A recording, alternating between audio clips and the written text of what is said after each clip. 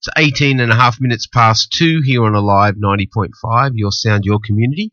So, Carl, health and safety, really important, obviously for welfare of people, but also business. So, what's a bit of background about yourself? How did you end up in that? What have you done in life, etc.? It was a bit of a roundabout journey, Glenn. I'm a carpet layer by trade. Okay. I spent 16 years on the tools, laying the carpet and the underlay. Yeah, how are the knees? After the surgery, I had both of them operated on when I was 34. I had 5 months off work. Yeah. And then moved into estimating, project managing, eventually state manager of a company. Okay. 4 years after that, I had spinal surgery, so that really was the nail in the coffin. And then the following year, I went to TAFE. I was only going to go for 1 year. I finished up going for 5, 2, 3, occasionally 4 times a night. Wow. And then in 2003, I got retrenched. But with the work that I'd done in TAFE, I was able to get approved by Work Cover, as they were then called, as a trainer for the green card, the construction induction card. Yep. So I got that in 2003, 2004. Got qualified or approved to deliver the 4-day consultation course. And I just fell into health and safety a little bit by accident. 2007, I did auditing, and then a year or so after that, I put myself through university. And I got a Master of Science degree. Wow. Health, Safety, Environmental Management. Well done. So not too many carpet layers with a master's degree. No, that's unusual and a feat, that you should be proud of. Absolutely. Well done. Huh. So you've ended up in health and safety as a result of that journey. Yep. And how long ago did you start to venture yourself out into your own journey? Yeah, so 2003, I started working as a trainer, as a subcontractor, I suppose you'd say. Mm-hmm. Australian Work Health and Safety was incorporated on the 1st of July 2011. Okay, yeah, so we're 5 years and a bit. Yeah, so full-time now since, 13 years. Wow. Amazing. So health's obviously become a passion, and I know it has because I've got to know you and I know how passionate you are about people's health and welfare in the workplace. So tell us a little bit about what you do. What's a typical day for you? And then we'll start to be able to drill in a bit on other things. Okay, well, some days it's just straight training. Run courses typically 9 till 4 o'clock. I've delivered 21 different courses over 1,700 days of training. When I don't do that, I help organisations be compliant with their health and safety obligations. So that could be a gap analysis, it could be writing a policy, a procedure, going through the workplace and have a look at the physical environment and what they should be doing to be compliant. So it's good in as much as I get to see a lot of different workplaces, which I really enjoy, from the company that makes milk bottles, the biggest bakery in the Southern Hemisphere. I've just picked up a client who makes the trailers that go on the back of semis. So wow, what a diverse range of yeah. industries and businesses, yeah. So I guess at the end of the day, health's still paramount to any business, right, and welfare. Yeah. And if you're dealing with an office, it's going to have different requirements to, say, a manufacturing plant, or, you mentioned building trailers. That obviously involves welding versus something else, That diversity must keep you happy. Yeah, it does, because there's always something for me to learn, something to research, which I find interesting. Yeah, I'm sure you do. So how give us an example of one of the good things that you think you've achieved for a company or a person through this process, just recently. It doesn't really. I was, or we were doing work for Monty Roof Tiles. They went through a year, and I'm not taking all the credit for this, but they went through a year without having a single lost time injury. So wow, that's not in the manufacturing, that's actually in the installing side of it. So you got blokes up on a roof, they're working at heights, they're exposed to the elements, to the UV radiation, a lot of manual handling issues, they've got a hoist. So for them to go through a year without a single lost time injury, I think it was a credit to the company. Absolutely. So UV radiation, okay? That's becoming a big one, obviously. It is. There's 1,500 Australians every year die from melanoma, which is the highest rate of death from melanoma in the world. I reckon statistically 8 out of every 10 Australians will at least once in their life be treated for some sort of UV damage, whether you go to the doctor and get something frozen off, cut off. Which, I'm in that. I've done that. I've had two removed off my back. I played cricket for 32 seasons. I know what you're talking about. Exactly, yeah. So it affects most people. Yeah. And those stats add up. Yeah. So, but now in the workplace, you've got, greenkeepers and groundspeople and, all sorts of industries where people are outside. So what steps have started to happen, or what's some of the new things that people are like? For example, I know where I'm going with this. And hopefully you come with me here. Okay. When you start looking at covering up, it's not always practical, is it? Good health and safety isn't about prohibition, it's about enablement.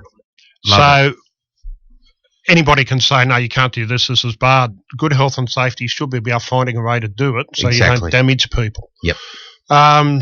Look, the health and the UV products over the years have increased. The Australian standard now allows for some protection factor of 50 plus. We know how much damage the sun can do. And it's not just the sun. I mean, arc welding, for example, is also a source of UV. UV, exactly. Yeah. So, and like so many other things, Glenn, it depends on the individual's susceptibility. But you're not going to be able to tell in 10 years' time that it was November 21st, 2016 when I got the lethal dose of something. Whatever it may be. You just can't tell that. Yeah. So what are some of the things that are happening now for UV? Like I see the high-vis people tend to have longer sleeves now than they used to have and things like that. Yeah, look, covering up is important. As I said, some protection factor 50 plus. That is also important. Is that in clothing as well as creams and stuff? That's a cream. There's also some protection factor for clothing. Okay. There's an Australian standard for that. And like all PPE, personal protective equipment has got to comply with an Australian standard. And they've all got their own particular standard. From hard hats, harness, boots, goggles, gloves, etc. They've all got their own Australian standard. Yep. Okay. I asked you for some ideas of what you might like to talk about. One of the things you said there was something about a salami theory.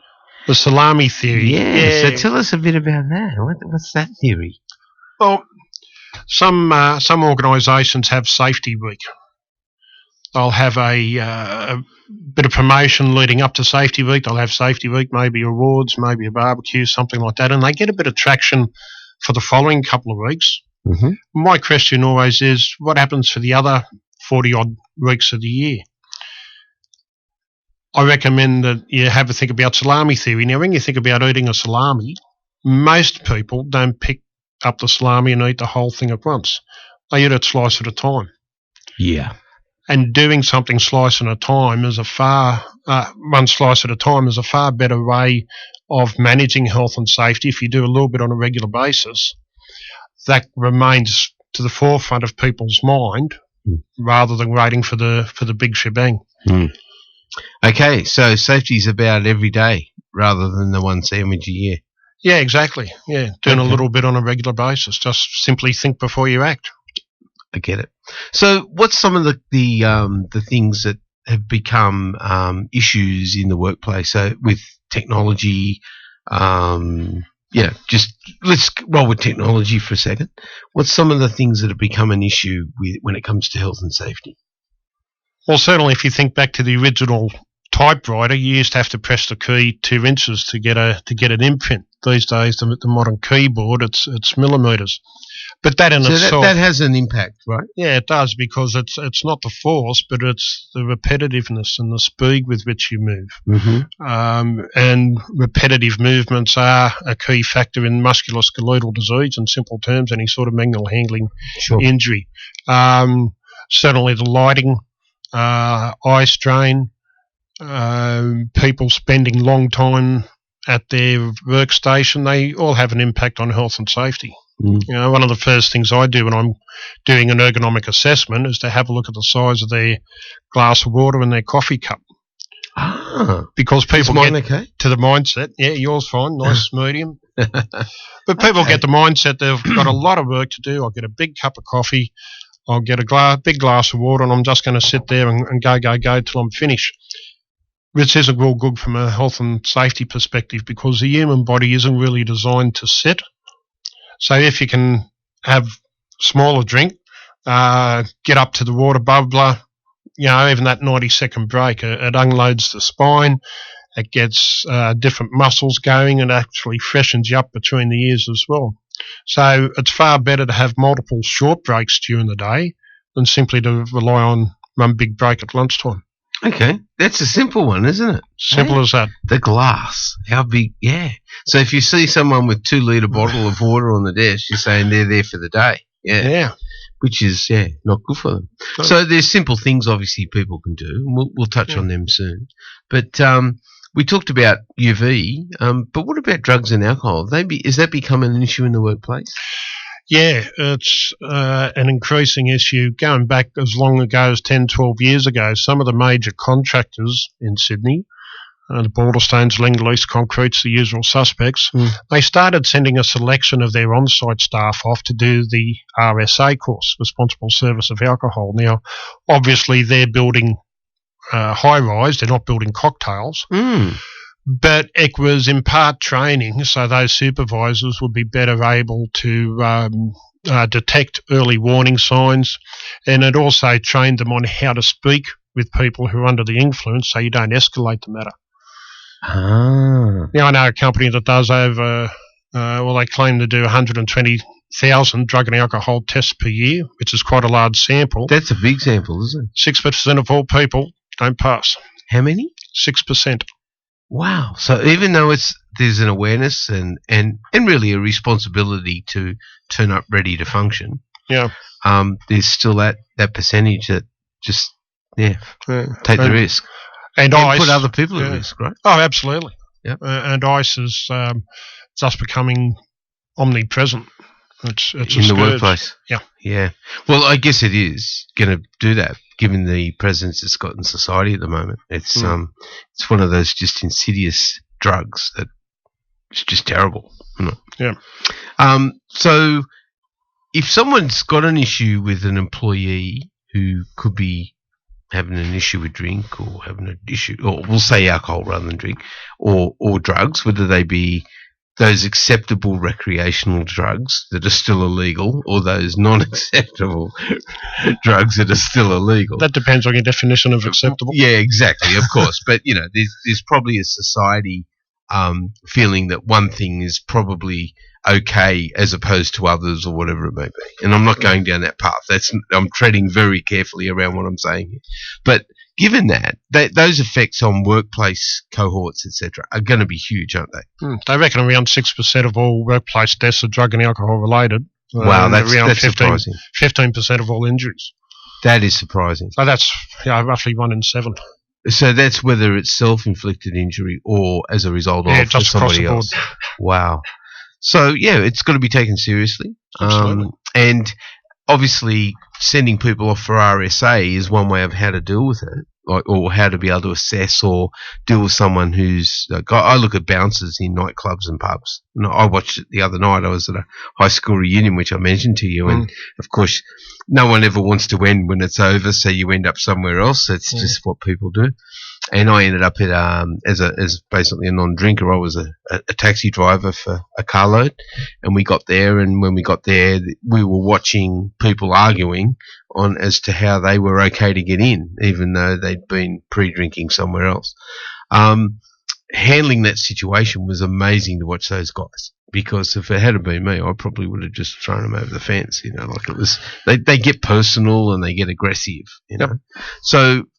That's one step on how to deal with it. But how about the actual company having to deal with it from a time management, discipline, fair work, all those things get thrown into it, don't they? Yeah, it is, and it's quite a melting pot of different factors, but the organisation does need to have a policy. It needs to be a policy that's been vetted by a solicitor, so it'll stand up in court if the worst thing happens.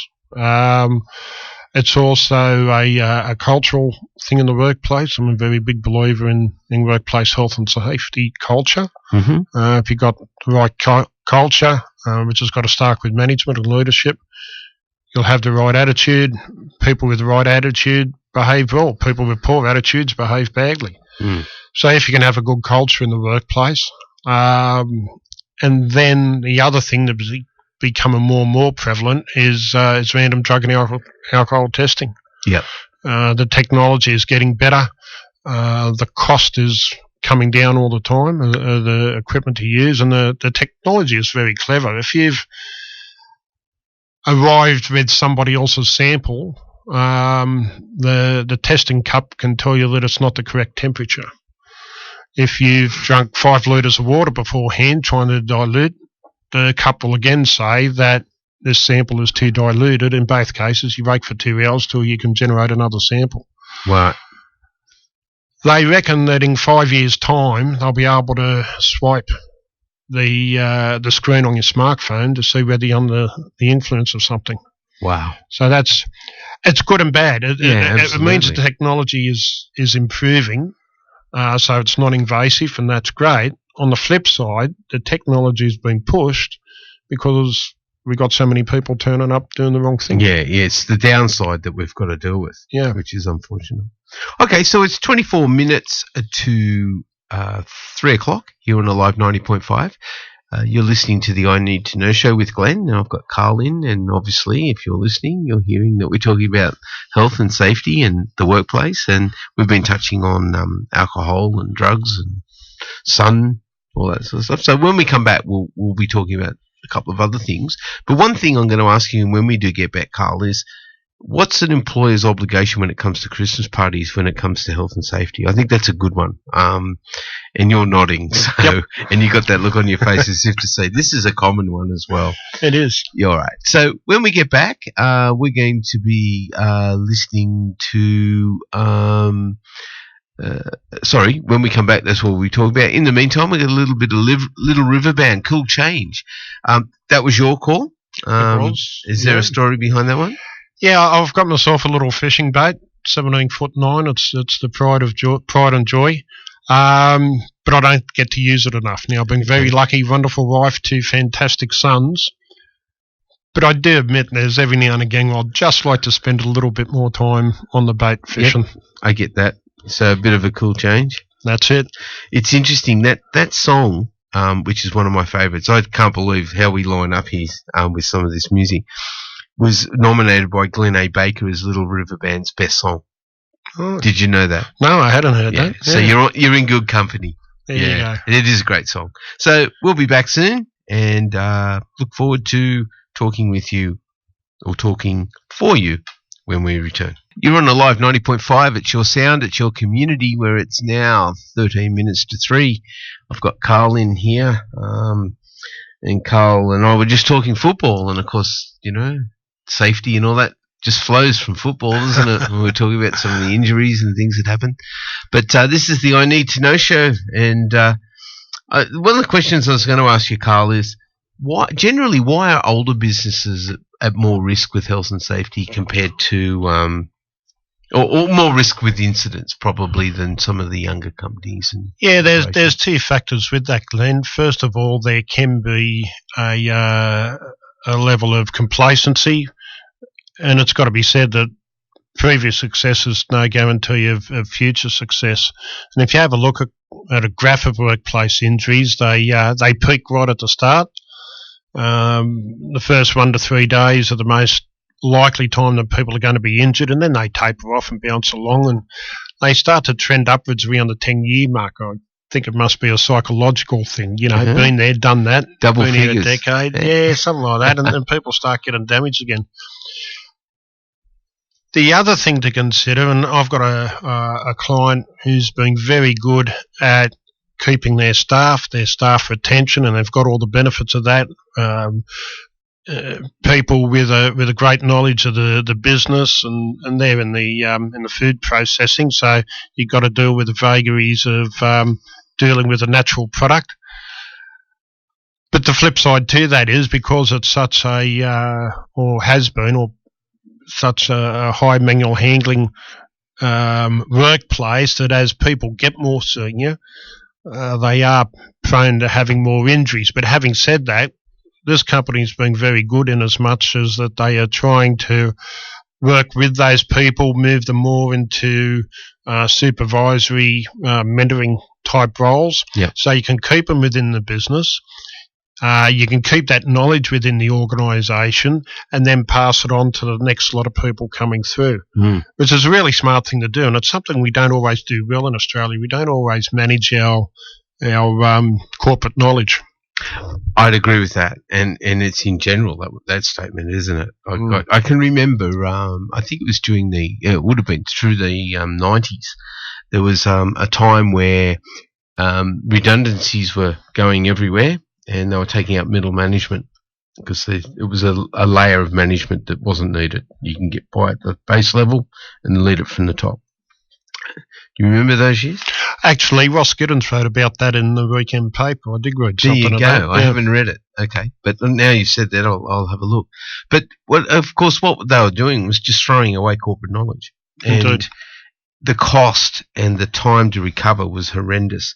And I can remember a mate of mine who went through that process. He remembers between four people, they threw away 110 years' worth of knowledge. Such a roast.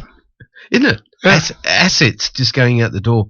So, and particularly with safety. So doing that, taking that forward into the future so that you've got a succession plan and you know where you're going is crucial. Keeping up vital knowledge in your business, that must be a challenge too, mustn't it? Yeah, it is. As I said, it's not something that we do well. It's something that should be looked at and improved on, because often in a workplace you'll have somebody who is not in management. They don't have a business card. They don't have a company car, but they're the type of person that people gravitate towards. They always know how to deal with a cranky machine, what to do when they get mucked about by a supplier, and they're a good person socially, and people gravitate towards it. But often that person, for whatever reason, and maybe it's something to do with health and safety or personality conflict, whatever, the first thing you know about it is the resignation letter on the desk, and all that knowledge just walks out the door with them. Exactly. Yeah. Obviously, having a good work health and safety program in place, it's got to help you with avoiding disruptions and staff turnover. Yeah, absolutely. So, how does that change? For example, have you got examples of where it affects your bottom line, your profit loss, your balance sheets, etc.? Yeah, it does. I mean, people who are demotivated, their productivity can be down around 25%. I was speaking recently with a mechanical engineer. He's now got a PhD in the subject, and he said simply the people who are uncomfortable in the workplace, physically uncomfortable, their productivity can be down by 30%, and it's well known that people who have presenteeism can have productivity down as low as 50%. Okay. And that has a massive impact on the bottom line. It has an impact on the culture of the workplace. Why is this person doing less than I am? It's a big impact. Okay. Well, I've just taken a question while we've been sitting here. Okay. And this has come from Greg. And Greg's asked, as a sole trader and a self-worker, is there something that he needs to look at from a work and safety program? Yeah, look, all organisations, it doesn't matter whether you've got 1 or 100,000 workers, you've all got an obligation under the Act. Mm-hmm. The important thing with health and safety is to not look at it with a one-size-fits-all. You know, here's a policy, you got off the neck, we're going to use that. For the self-employed person, they do have obligations. Mm-hmm. The legislation is quite clear that a self-employed person has got the primary duty of care, the same as Bunnings, BHP, Commonwealth Bank, McDonald's. So they really need to know what their obligations are and what they need to do for their particular industry. Okay. So hopefully that helps, Greg. Is there somewhere you recommend he has a quick look at just to get started? Is there a site or? Yeah, there is some information on Safe Work New South Wales website for micro businesses. Okay, there. Just Google that. That'd be a good start. Yeah. If needed, at the end of the show, I'll be posting Carl's details on how to find him in a photo, so you know who you're looking for. But in the meantime, if that helps, Greg, that's a good start. Thanks for the question. What's the most interesting job you've worked on, Carl, and why? Most interesting, Glenn. I think the run, I don't know whether it be interesting, but it was certainly the run that made me think the most. And that was going back maybe a dozen years, 10 or 12 years ago. I was doing the green card course for one of the inner city councils. And there was two guys from the construction department, well past retiring age, who didn't want to contribute. They had fairly limited English. And at the end of the course, they got 2 out of 20 and 3 out of 20. Now, in all honesty, it wasn't the right thing to do to pass them at that stage. So I spoke with the HR manager who said, "You're back here next month, Carl. We'll have an interpreter here for you. Run through the course with them, an interpreter. That'll be all good." I said, "Yeah, good as gold." So on the appointed day, there was a stranger in the room who was an interpreter, presented his qualifications, and he was able to interpret in the courts, which is a very high qualification for an interpreter. And he worked hard all day with these two guys, I could tell. Came test time, 2 out of 20, 3 out of 20. Same score for both of them? They didn't swap the score? So I looked at him. He could see me looking. He came straight over. And he said, "Carl, what you need to appreciate is not only are these two guys illiterate in English, they're also illiterate in their native tongue. Because when they should have been at school, their country was occupied by the Nazis." And it really did think, how can we get that message through and information? As it turns out, they were due to retire in around 6 months, both of them, so they went into transport. They did a bit of driving for the council until retirement. But yeah, it really is a very, very serious issue. There's some local government areas that have up to 60 different languages spoken. But certainly a boss can't go into a court, worst case scenario, and say to the magistrate, "Not my fault our worker doesn't speak English." I mean, that just doesn't, won't fly. Absolutely. So yeah, you've really got to be cognizant of that, and that's why people aren't getting the information and the knowledge. And I tried with these guys. I tried to get them to do a verbal so they could pass, but yeah, they just weren't interested in participating. So that makes it hard. Interesting. It does, and yeah, it was for their own benefit, of course. And yeah. All right, so we're coming up to the news. I told you it goes quick, and it does, doesn't it? Time flies when you're having fun. Absolutely. So we've got we're going to lead up to the news in a moment, and but before we do that, thanks so much for coming in. Thank you very much for having me. As I said, it'll be posted up on our Facebook page. In a way, it'll go from there, and of course you'll be able to share it and put it out to who you need to. But is there one tip you'd like to leave somebody or leave us with when it comes to health and safety in the workplace? Just a tip. Just a tip? Yep. You spoke a little while ago about the annual Christmas party. Yeah. Have a drug and alcohol policy. Talk about it before you have the function. Make sure that you have it at a place that has responsible service of alcohol so you can keep contact. So the company canteen's always a bit of a problem now? It is, because you can't regulate what people drink in that situation. Make sure you've got some food. Make sure you've got non-alcoholic beverages. And make sure somebody from management volunteers to stay perfectly sober so that if something does get out of hand, you've got a reliable witness. Okay, because, gee, they can get messy. Yeah, they can, for what is supposed to be the season of joy. Unfortunately, that's not always the case. Absolutely. Well, thanks for that. That's a great tip. My pleasure. We'll head up to the news with a little instrumental from the great Acker Bilk, but doing a Beatles number. And We'll get you on again another time. We'll tackle some other things if you'd like, Carl. I'll look forward to that. All right. Well, we'll look at that in 2017. So it's up to the news. After 3 o'clock, I'll be back for another hour. And in the meantime, just settle back and listen to Ackerbilt.